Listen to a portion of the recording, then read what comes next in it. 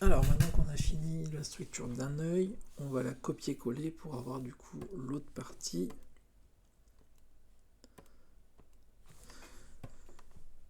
Alors, ce qu'on va avoir besoin, c'est du coup d'afficher le turn pour pouvoir bien caler l'œil. Hop, je retourne dans mon groupe tête. Donc mon œil, c'est tout ça. D'accord ? Ce que je vais faire, c'est que je vais le passer de ce côté. Comme ça, je saurai que c'est de ce côté-là. Ça, on va le mettre ici, entre les deux. Ça, c'est mes piqueurs. Je vais les mettre par là, on verra après. Alors, ce qu'il va falloir.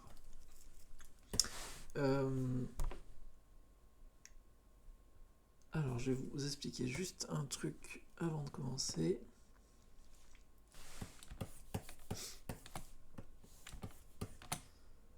Hop, D.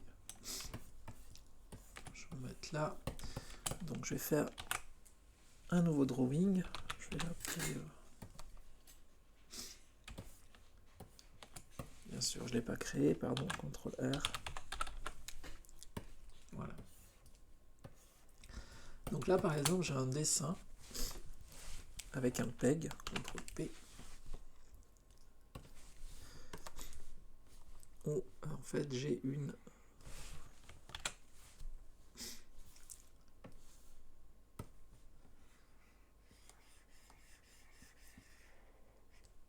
voilà, j'ai une main. Moi j'ai dessiné sur l'underlay. Hop, voilà, j'ai une main. J'ai un PEG avec un point de pivot. Voilà. Donc admettons, voilà, j'ai fait cette main là. Et j'en vais avoir besoin pour ma main de l'autre côté. Ma main gauche, ma main droite. Du coup, il y a la possibilité de cloner, soit en drawing and timing, soit en drawing only.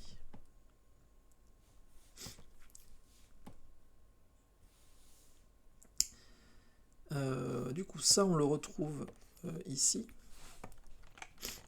Quand vous venez ici dans les trois petites barres horizontales, vous avez la possibilité Edit.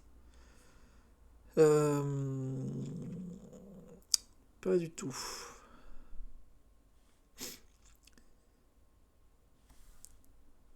Non. Alors c'est en faisant clic droit. Voilà, clic droit.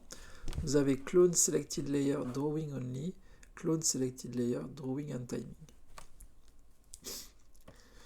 Vous avez la possibilité de l'afficher aussi en bouton. Ici, en faisant un clic droit, dans Customize, vous pouvez ajouter des boutons d'options.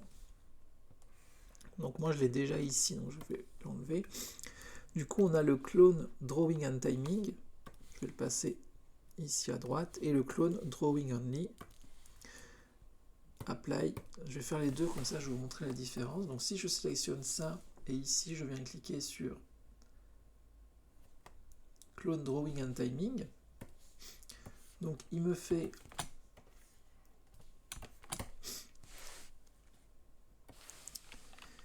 un clone. Donc là vous l'avez vu direct. Donc si par exemple celui-ci, voilà, je le décale. Si par exemple ici, je crée dans la librairie ici un nouveau drawing, par exemple une main fermée, hein, vous voyez que automatiquement du coup il me l'ajoute à l'autre. Mais si par exemple ici je décide de réafficher la main ouverte, vous voyez automatiquement, en fait ils ont la même exposition. C'est pour ça qu'on appelle ça un clone drawing, c'est-à-dire qu'ils ont la banque de drawing en commun. Hein, si j'ajoute ici une nouvelle main,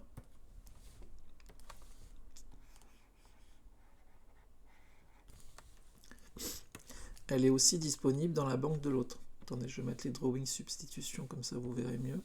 Donc ça, c'est ma banque de cette main-là. et ça c'est ma banque de l'autre main. Vous voyez, elles partagent la même banque de main, les mêmes drawings. Mais comme c'est un clone drawing and timing, ici, si on change le timing, vous voyez, ça le change dans l'autre aussi. Si ici je décide de tirer et de décaler, ça le change aussi. Si ici je décide de faire un trou, ça le fait dans l'autre aussi. Ça, c'est pas intéressant pour nous. Hein, surtout si on fait des mains. Nous, ce qu'on veut, c'est avoir la banque de main en commun, la banque de dessin en commun, mais pas le timing. Hein, comme ça, on peut afficher cette main dans la main gauche et cette main dans la main droite. Donc, dans ces cas-là, on fait l'autre qui est le clone drawing only. Donc là, j'ai un clone. Je vais le décaler. Du coup, si dans cette main-là, ici, je décide de créer un nouveau dessin d'une nouvelle main, vous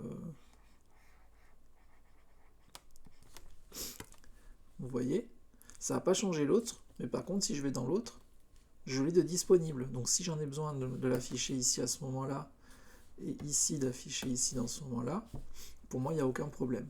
Et du coup, ça permet d'avoir pour les deux mains une même banque commune.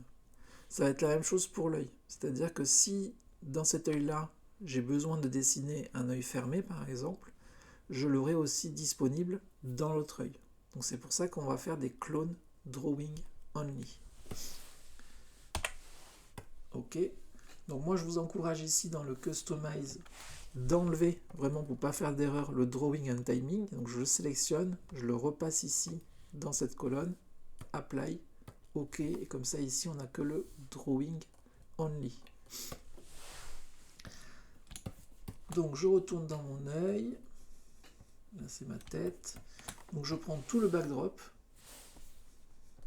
je vais agrandir la fenêtre, non pardon, je reviens en arrière, je raffiche ça, pardon, bien au début, je peux sélectionner l'œil ici, venir ici et faire O, comme ça je suis directement là-dedans, je prends tout le backdrop et je clique sur Clone Drawing Only, bam, raté, je recommence. Quand il vous le colle, vous voyez, il est bien sélectionné, donc prenez bien le backdrop pour bien tout décaler et que ça prenne bien tous les nodes. Donc là, ce que je vais faire, c'est que tout de suite, je vais juste ici dans le backdrop l'appeler L comme left, comme ça je sais que c'est l'autre. Là, normalement, pour pas que les nodes aient les mêmes noms, il a rajouté un 1 derrière tout, donc vous pouvez le laisser.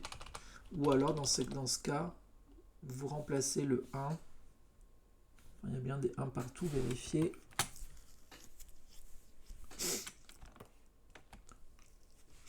Ouais, il y a bien des 1 partout, sauf dans les cutters. Vous pouvez sélectionner comme ça, du coup, tous les 1.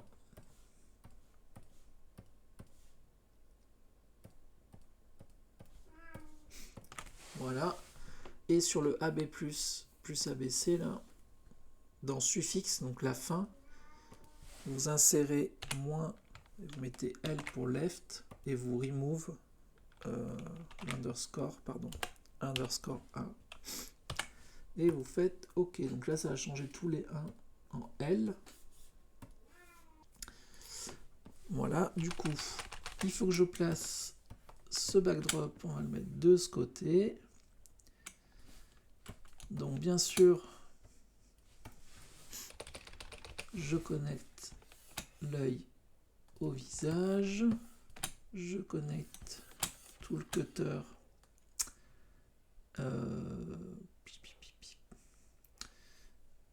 à l'œil ici, je vais le descendre comme ça. Qu'est-ce que j'ai à connecter? L'underlay ici, Alt enfoncé, je clique, voilà. Donc l'underlay il doit être devant l'œil, voilà, ici.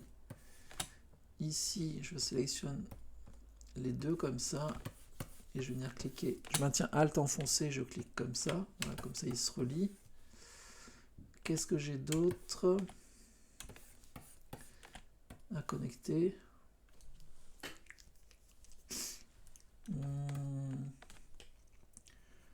Tout m'a l'air bon.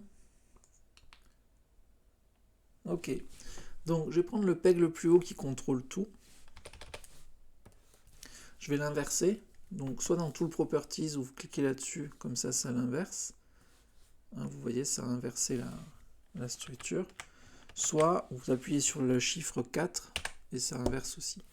Ensuite, du coup, je vais le déplacer et venir le caler sur ma ref, comme ça. Voilà.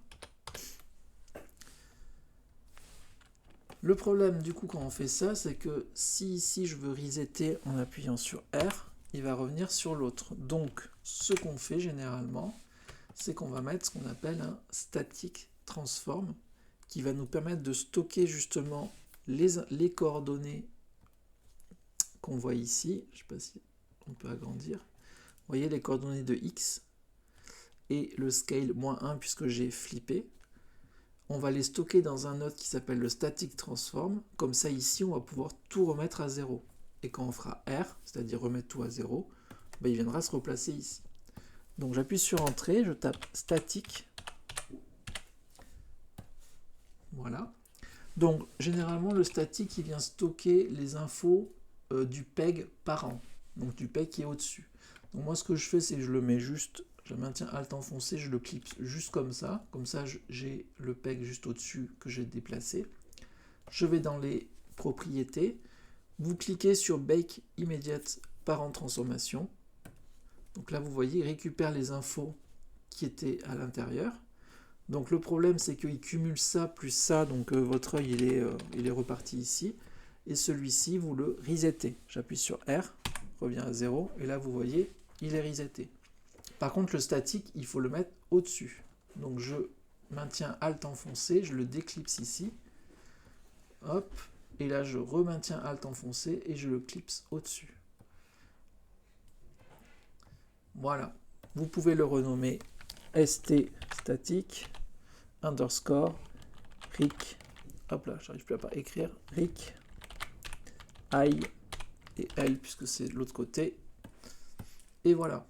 Donc ça se permet juste de stocker une information. Donc quand je le déplacerai, parce que je me planterai, je pourrai appuyer sur R, il viendra se resetter ici. Hein, l'information de flip et de déplacement, elle est stockée là-dedans. Regardez, hein, si je l'enlève, il revient ici. Hop là, voilà. Donc ça c'est assez utile pour pas mal de choses. Un petit CTRL S. Bon, mais voilà pour cette vidéo de cette partie-là, elle était assez courte.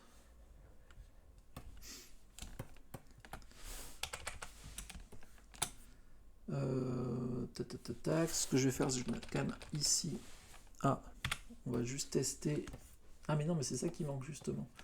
C'est que ici, mon underlay doit venir cutter aussi cette partie-là. Donc, je vais tirer un fil pour le remettre ici. Et donc là, maintenant, voilà, ça cut les deux yeux. Parfait. J'avais oublié ça. Ici, je vais mettre un backdrop pour dire que c'est l'eyebrow. Bon, là, il n'y en a qu'un, mais souvent dans les rigs, il y en a quand même plusieurs. Je vais mettre un autre vert, voilà. Eyebrow. Faites en sorte vraiment que ça soit le plus clair possible. Parce que là, vous voyez, toute cette structure-là, tout ça, ce n'est que pour les yeux. Donc, hop, voilà. Donc ici, on va avoir le nez, je l'active, la bouche, je l'active. Ici, j'ai la tête, j'ai l'oreille, on va s'occuper de ça, et le cou, on s'en occupera après.